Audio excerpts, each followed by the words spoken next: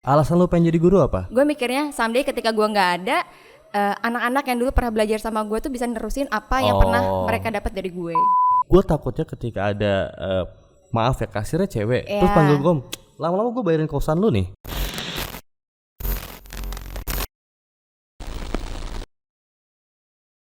Halo guys, welcome back to Ego Dini Podcast. Dan sekarang udah bareng salah satu teman gue yang udah lama gak ketemu. Kita udah berapa bulan ya gak ketemu ya?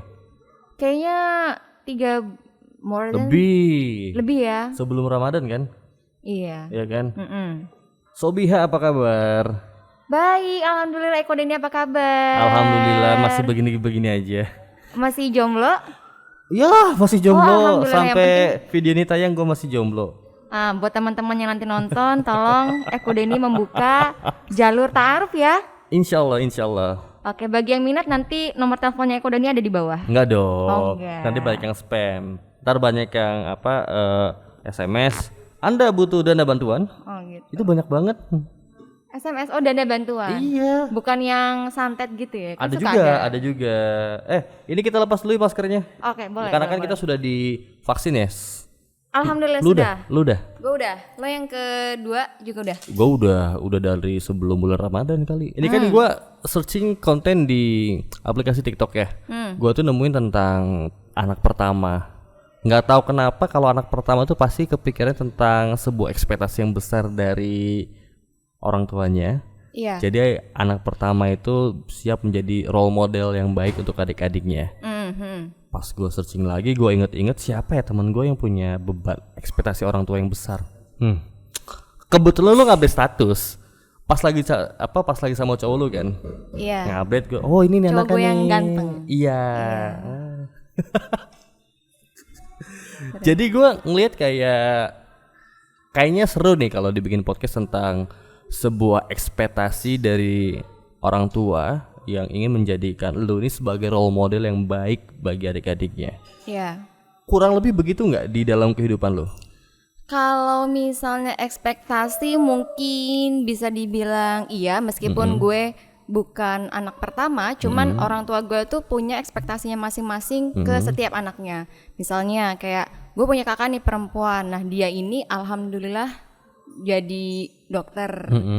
Nah sempet waktu gue memutuskan mau kuliah aja, ya memang awalnya sempat ada perdebatan dulu. Agak lumayan picky ya? Iya, keinginan gue apa, orang tua gue apa. Nah itu sempat berantem tuh, bener-bener berantem sampai kayak intinya orang tua gue ya udah deh serah lo gitu. Karena orang tua gue dua-duanya pekerja, jadi mereka itu pengen anaknya ada di dunia yang sama. Oke. Iya, bahkan kalau misalnya gue boleh cerita dikit, orang tua gue tuh sampai nawarin lo mau kerja di cabang yang mana, terserah lo tinggal pilih. Waduh, udah kasih privilege ya. Iya, cuman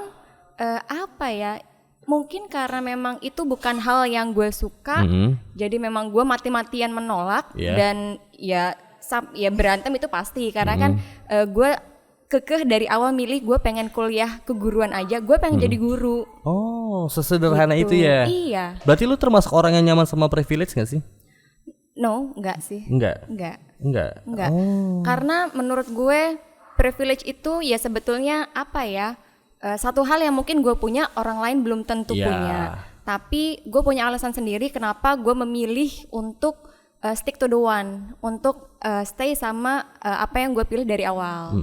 Kayak gitu, kayak dari awal gue pengen jadi guru, memang concern gue di situ, gue happy-nya di situ. Ya udah. Alasan lu pengen jadi guru apa? Karena gue pengen punya investasi jangka panjang. Pendidikan tuh menurut gue salah satu hal yang bisa dijadiin sebagai investasi jangka panjang. Artinya someday ketika mungkin gue mikirnya jauh banget sih. Jadi gue mikirnya someday ketika gue nggak ada, anak-anak yang dulu pernah belajar sama gue tuh bisa nerusin apa yang pernah mereka dapat dari gue. Gitu. Jadi selain bisa jadi role model buat adik-adiknya, seorang guru kadang-kala bisa jadi sebuah influence terbaik bagi murid-muridnya. Yap, betul sekali. Ya kan, karena kebetulan gue dulu punya, bukan dulu ya, sampai sekarang juga punya sih sahabat. Tapi itu adalah paman gue, kebetulan dosen. Dosen di Majalengka. Dia selalu wanti-wanti, Den, kan kalau manggil gue kan Denny. Den, lo kalau nyari bini, kalau bisa guru lah. Kenapa? Kalau bini lu guru, enak bisa nyari duit sendiri, tapi jam kerjanya juga enak. Dari jam 7 pagi, paling sore jam 2 atau di jam 3 udah pulang ke rumah. Oke. Gitu ya untuk guru negeri gitu ya. Jadi ketika lu punya bini profesinya adalah seorang guru, lu bisa terjamin secara kualitas pendidikan untuk anak-anak, bisa terjamin untuk kualitas keuangan karena sama-sama bekerja, dan juga bisa terjamin masalah waktu. Iya betul. Itu dia. Nah, kalau ngomongin masalah ekspektasi orang tua, ya tadi kan lu udah sempet bilang di awal kalau orang tua lu tuh pengen sama kayak mereka gitu ya, bekerja di sebuah perusahaan dan lu tinggal pilih cabangnya, dan tapi lu dengan berbesar hati tidak memanfaatkan privilege itu. Alasan terbesarnya apa? Karena gimana ya? Benefit dari yang gue punya. Ketika kedua orang tua gue kerja, itu memang alhamdulillahnya Tuhan tuh ngasih kecukupan. Tapi itu sebanding sama apa yang Tuhan ambil juga dari gue, yaitu kayak waktu kebersamaan gue sama keluarga gue. Dan itu emang akhirnya itu kerasa banget sih. Dulu kayak sering banget iri, misalnya kayak teman-teman gue diantar jemput sama orang tuanya, sedangkan gue sama asisten mungkin. Kayak gitu sih. Jadi kayak kehilangan banyak waktu yang bikin gue nggak pengen gue kalau misalnya nanti gue udah nikah, gue ngejalanin hidup gue tuh sama kayak orang tua gue. Tapi gue ini guru di sekolah orang tua gue sendiri sebetulnya. Tapi itu memang tetap jadi orang tua gue punya ekspektasi lebih, itu tetap berlaku. Even gue sekarang jadi guru di sekolah sendiri, tapi orang tua gue tetap punya ekspektasi kalau misalnya anak gue ya tetap harus bisa. Misalnya kayak gue kan sebagai tenaga pendidik itu harusnya punya background pendidikan di yang sama ya, yang relate gitu. Lah.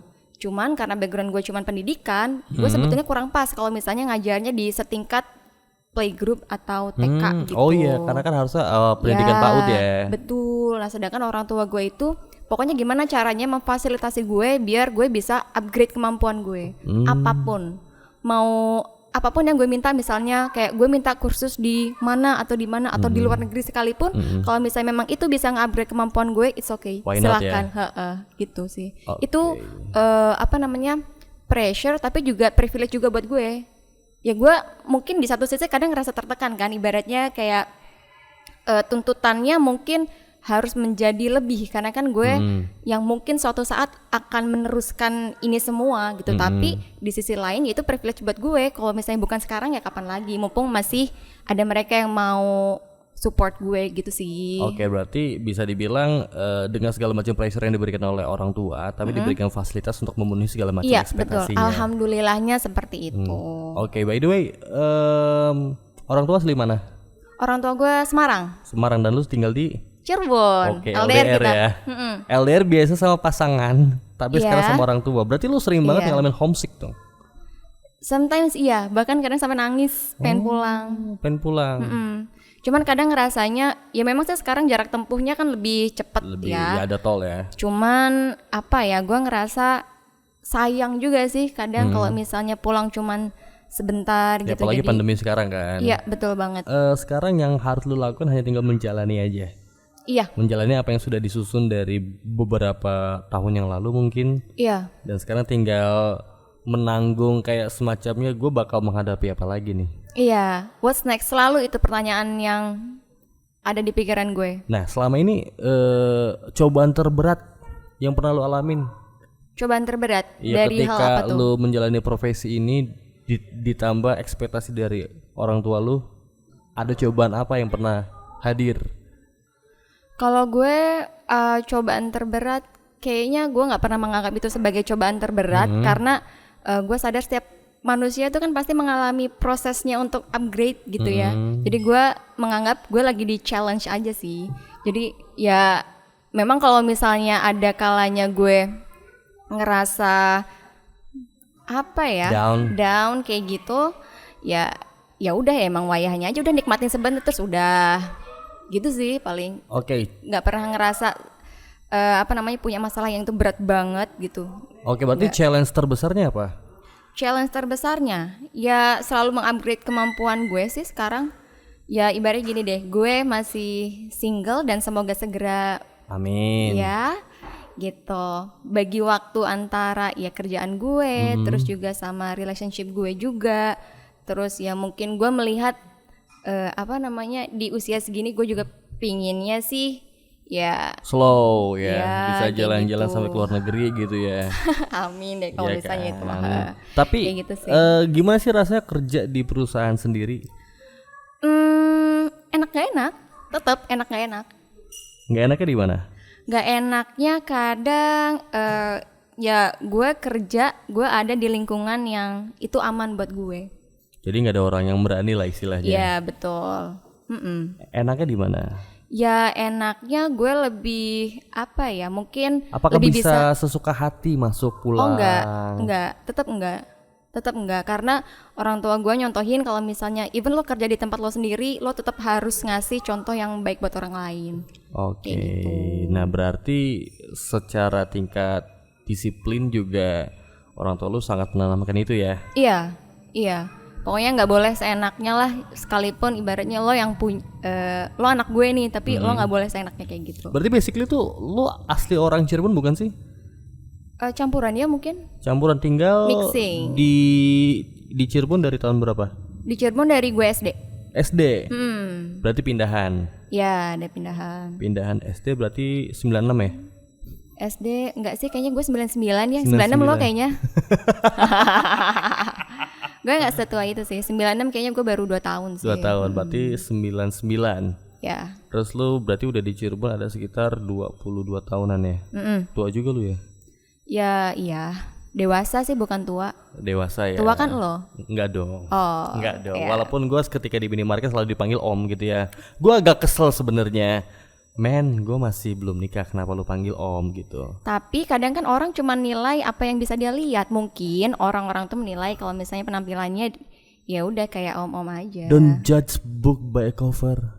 Tapi mungkin om-om mungkin ya. Enggak, bukan. Gue. Gue takutnya ketika ada maaf ya kasirnya cewek, terus panggil gue, lama-lama gue bayarin kosan lu nih. Bucin tuh nggak apa-apa kali. Iya. Karena kalau lu bucin sama orang yang tepat dan lu hidup long life sama dia, ya lu bakal ketemu terus sama dia. Iya. Even temen lu banyak ya. Iya. Pada akhirnya temen lu bakal tersingkirkan. Iya benar.